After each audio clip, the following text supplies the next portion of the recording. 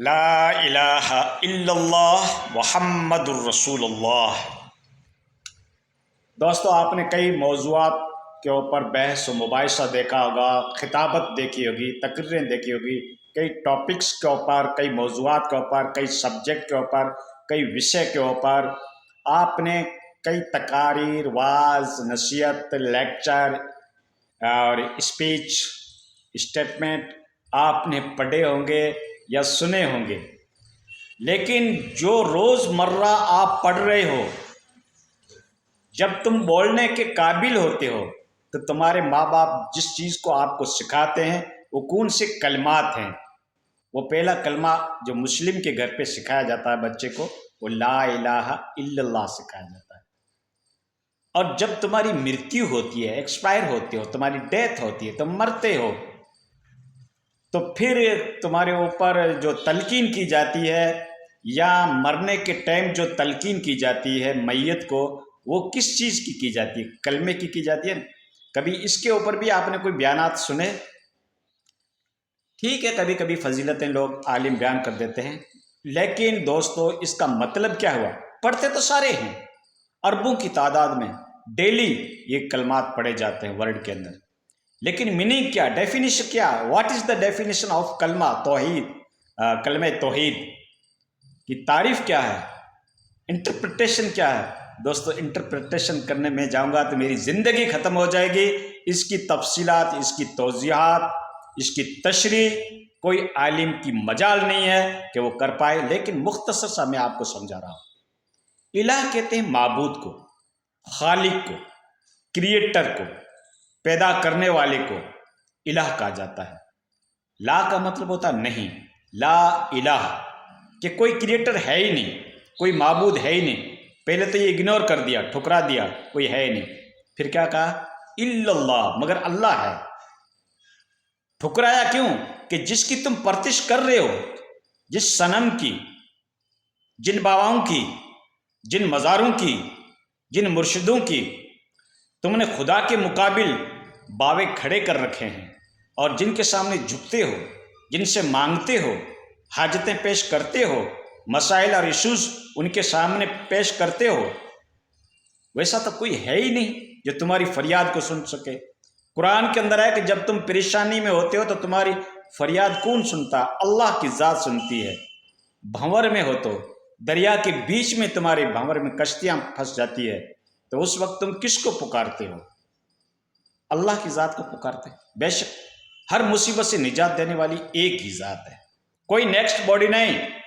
یہ عقیدہ رکھنا ہی شرک کے خلاف ہے، شرک کی وائلیشن ہوتی ہے کہ اگر کوئی دوسرا بھی ہے مددگار جو ہم مشکل کشا بن سکتا ہے، چاہے کتنا بڑا صحابی ہو اور چاہے کتنا بڑا ولی ہو، اس کے بارے میں یہ عقیدہ رکھنا، یہ عقیدہ کریٹ کرنا کہ وہ بھی ہماری مشکل کو حل کر سکتا ہے، تو اس کی مشکل کون حل کرے گا؟ میں آپ کو یہ پوچھتا ہوں۔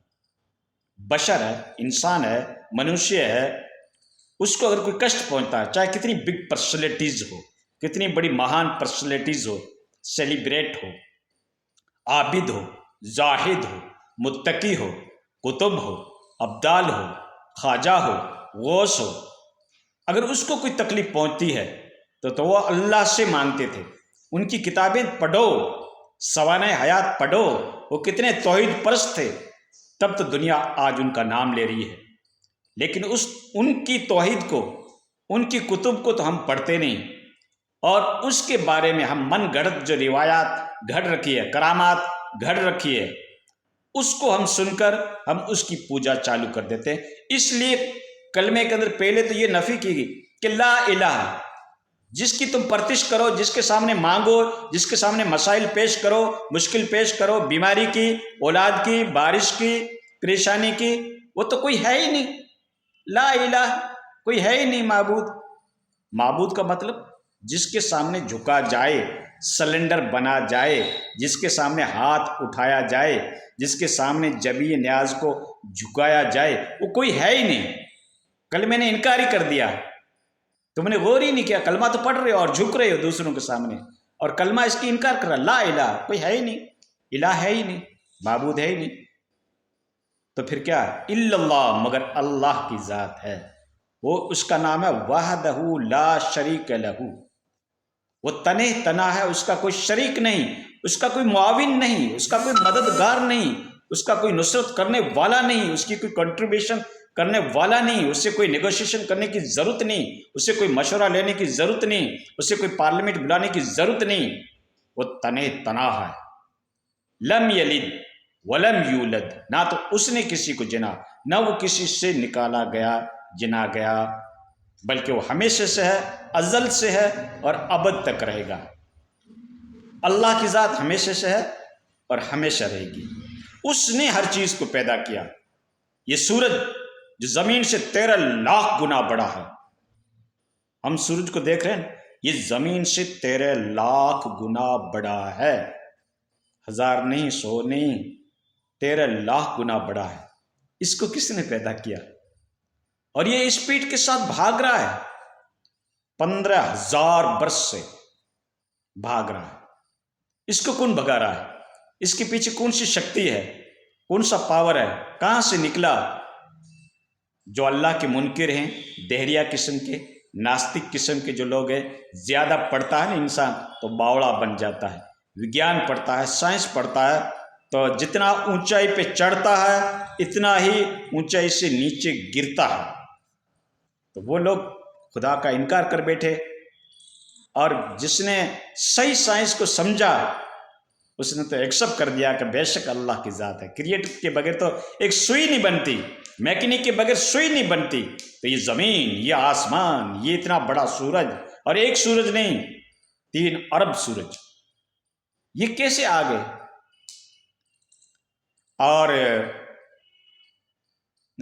کیسے یہ آٹومیٹک وجود میں آ گئے، اسٹیبلش ہو گئے؟ اس کا کوئی خالق ہے، اور یہ جو بھاگ رہا ہے اس کے پیچھے کچھ شکتی ہے، اس کو کچھ چلانے والا ہے۔ یہ اسٹار اپنی جگہ سے بھاگ رہے ہیں، ایک دوسری جگہ سے جا رہے ہیں، تو یہ شمس، یہ قمر، یہ نجوم، یہ اسٹار اور یہ فلکیات کا جتنا بھی معاملہ ہے، یہ گلیکسیاں، یہ بلیک ہول، اس کا کوئی موجد ہے، ایجاد کرنے والا ہے، اس کو وجود میں لانے والی شخصیت ہے، اور اسی کو گوڈ کہو، ایشور کہو، اللہ کہو، نام ضرور الگ الگ لینگویج میں ہیں لیکن چیز ایک بنتی ہے۔ اللہ رب العزت کی ذات ہے، اس کو اللہ کہا جاتا ہے۔ تو کلمہ یہ کہتا ہے کہ لا الہ الا اللہ، معبود تو کوئی ہے ہی نہیں، جس کے سامنے جھکا جائے، جس کے سامنے مانگا جائے، جس کے سامنے مرادیں پیش کی جائے، جس کو مشکل کشا سمجھا جائے، جس کو حاجت روا سمجھا جائے، ایسی تو کوئی ذات ہے ہی نہیں۔ نہ کوئی صحابہ میں ہے، نہ کوئی ولیوں میں ہے، نہ کوئی نبیوں میں ہے۔ نبی سے بڑھ کر تو کسی کا مرتبہ ہو ہی نہیں سکتا۔ بنی نوع انسان کے اندر جو نبی کی اسپیسی ہے، اس سے بڑھ کر کوئی بگ پرسنالٹی ہو ہی نہیں سکتی، مہان پروش ہو ہی نہیں سکتا۔ نہ کتب، نہ ولی، نہ عابد، نہ غوث، نہ خواجہ، نہ صحابہ کرام، نبی کے برابر کوئی نہیں ہو سکتا، کیونکہ ان کا سلیکشن جو ہوتا ہے وہ اللہ کے گھر سے ہوتا ہے۔ نبی عبادت کر کے، زہد کر کے، تقوی کی زندگی اختیار کر کے نبی نہیں بنتا۔ یہ کسبی نہیں ہے، یہ وہابی ہے، عطائی ہے۔ وہابی یعنی گفٹیڈ بائی گاڈ، اللہ کی طرف سے یہ مرتبہ ملتا ہے نبوت کا۔ تو نبی جو ہے اس کی بھی پرتش نہیں، تو باقی کی تو کوئی شے نہیں، باقی تو کرنا ہی نہیں چاہیے، جانا ہی نہیں چاہیے، ٹھیک ہے نا؟ ہاں، تو جھکو اللہ کے سامنے، یہ ہاتھ اٹھنا چاہیے تو اللہ کے دربار میں اٹھنا چاہیے، یہ آنکھیں اگر اشک بار تو خشیت الہی میں ہونی چاہیے، یہ دل اگر لبریز ہونا چاہیے تو خوف خداوندی سے ہونا چاہیے، یہ دماغ کے بارے میں اگر سوچنا چاہیے تو اس خالق کے بارے میں سوچو، ان کی نعمتوں کے بارے میں سوچو۔ فَبِأَيِّ آلَاءِ رَبِّكُمَا تُكَذِّبَانِ۔ دوستو، تو اللہ تعالیٰ نے جو انسٹرومنٹ دے رکھے ہیں، حواس خمسہ کا جو تمہیں علم دے رکھا ہے، یہ سوچنے، سمجھنے، دیکھنے، بھالنے، غور کرنے، چیزوں کو آبزرو کرنے کے لیے دے رکھا ہے، تو آپ آبزرو کیجئے۔